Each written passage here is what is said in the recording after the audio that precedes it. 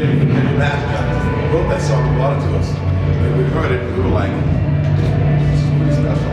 And you know, it kind of stands for what we stand for. Pretty, God's not dead kind of band, born again kind of band. But we believe kind of a very blatant song with the lyrics. And we had no idea it would be the big success as a song, as a movie, as a book, as it's been. It's a former band, DC Talk, had a song called Jesus Freak, and it's got those kind of teeth and more. That's awesome. Any other questions? What inspired the music video? Movie. Yeah, the movie or the music video. The music video. Yeah. The guy shot Yeah, what inspired you? How did you come up with the idea to create it like that? video for God something? Yeah. Well, what you do is you have producers, someone that produces we have a guy that's actually storyboarded or, well, they don't storyboard, but they're kind of good. You have an idea, so you like that. And then when you get there, you're really at their mercy in the sense of you've got to trust that producer enough to know that he's going to do a great job. And he did a great job. So we're very fortunate at that. But that was the second time working with him. And sometimes when you work and collaborate with people, it just works or it doesn't. And with him, it just works. We love it. We actually shot just another video a couple of weeks ago with the same guy. Yeah, so that should be coming out here soon. So that's what we can expect in the future from you guys. Yes. New video, new music. Yeah, and I know the movie God's Not Dead has just come out in South Africa, but we're working on part 2 right now. Which comes out in the States in 2016, Easter. Wow. So, pretty exciting. Yeah. Yes, it just came out to... Michael, if I can maybe ask you, what is the one thing about Easter that you like the most? About South Africa. right now the weather. Back in the States, it's summertime. It's 100 degrees, 100 days is terrible. But really, the people are so sweet, so happy, so smiling. Cape Town was gorgeous. Got to Pretoria today, so we're going to see the city yet. I know it's just beautiful.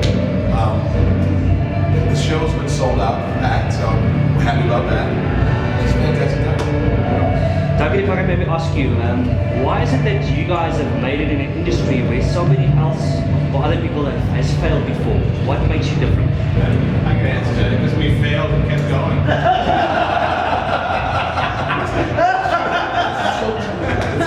We just never quit. We just keep on turning up. I think it's a lot of things. It gets down to having great music, having great songs. It gets down to great management. It gets down to having a group of guys that have been together for a long time. That it's kind of like, the military in the sense of, they go through the trenches with each other. They go through battle with each other, and being in a band is kind of like that in many ways. You've got to kind of go through the trenches, and coming out the other side, you form this family. And there's a lot of times I spend more time with these guys than I do with my wife and my children. So out of that comes this kind of this solidarity that's very hard to crush, especially we've been doing it for a few years now. And coming out the other side, it's not just one thing. It's not just great songs. It's not just that. It's about 15 different things put together. And that's why a lot of great bands fail, is because they're lacking in certain things. And we've just been very fortunate and lucky in a lot of sense too. As Frank always says too, Jeff always says, stay the course. I mean, we have rough times. I mean, I joined the band 7 years ago now, and it's been like a whirlwind. It's been the best times of our lives. From my time at DC Talk and their time at NewsBoys before this transition, we're enjoying the best times of our lives right now. It's a brand new band. We're selling out arenas in America. It's going crazy. These are the good old days. These are the good old days right now. But if at first you don't succeed, stay the course. Yeah. We've been pretty tenacious, that's for sure. If I can maybe ask Michael, how did you know that this is your calling and this is what you need to do for the rest of your life? How did you know specifically? The Bible, not the Bible, but I went to a course years ago called Experiencing God. And the way you find out the will of God is to get into what God's doing, get involved with what God's doing, and that's the will of God. You get involved with what He's doing. NewsBoys came along, and I was like, let's see what happens. They love the Lord, they've been on forever, and I wasn't going to do much. And I got adapt the band, and it's been the most. It's like it's know what you know. It's not telepathy or just osmosis. You have to have this with God. And I pray about it. I read the Bible every day, and I'm praying like God. What you do? And it's so clear to me. There's a big nose on my face that Michael Tate was making these voices. So it's not just a passion, it's a calling. It's a calling. Yeah. It's both. I always say we're not talented because we're called. No, we're not called because we're talented. We're talented because we're called. Yeah. So God prepares us for such a time as this. I think, getting to that question, I think God does give you the passion and the want to do this. Because if you didn't have that, you wouldn't pursue it. No. Yeah, So that's it is both. it's both. Yeah. Jeff, if I can maybe ask you, what is the one thing that you least enjoy of what you do? Press, bro. No,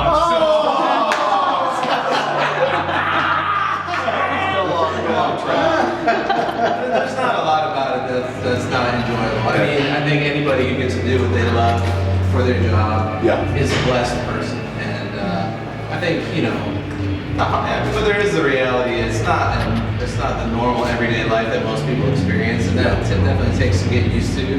We all have families and kids, so sometimes when you're on the complete other side of the earth and your wife is pregnant, it can cause a little bit of tension at times. But overall, there's not a lot about it. We always joke about it. It's like being able to be a kid as an older person. It is. Like who gets to hang out with their friends like all the time. That's Do what they love. It is a lot of fun.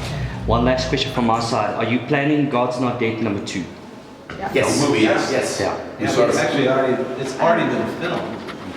We're filming our scenes in a couple of weeks, and then it'll be out in Easter of next year. Tuck us up for an Oscar award. Oh yeah, yeah, already, yeah, big time. And Oscar goes to. Yeah. What's your favorite song? At the moment, I have a few. I like We Believe. I like God's Not Dead. I like He Reigns a lot. Old school. Old school. The song "Believe" is very close to my heart. Yeah, right?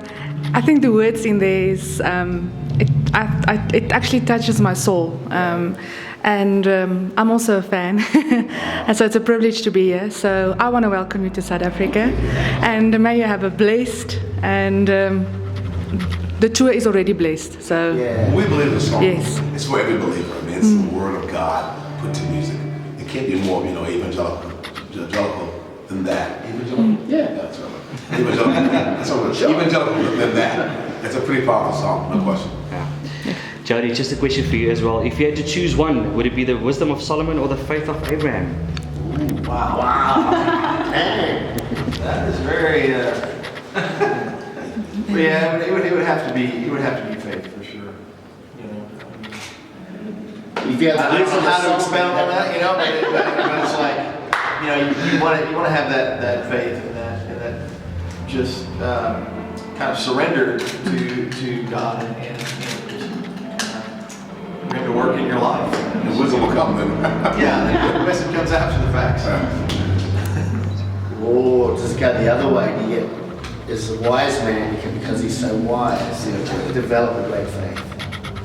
You can go that way. Okay, so yes, right? Michael, just another question. Your technical rider that you normally put out before a show, what does that entail specifically if you look at your backstage requirements? What does that entail? Green M&Ms, peanut M&Ms, Swedish fish, water, and a masseuse. That's not true.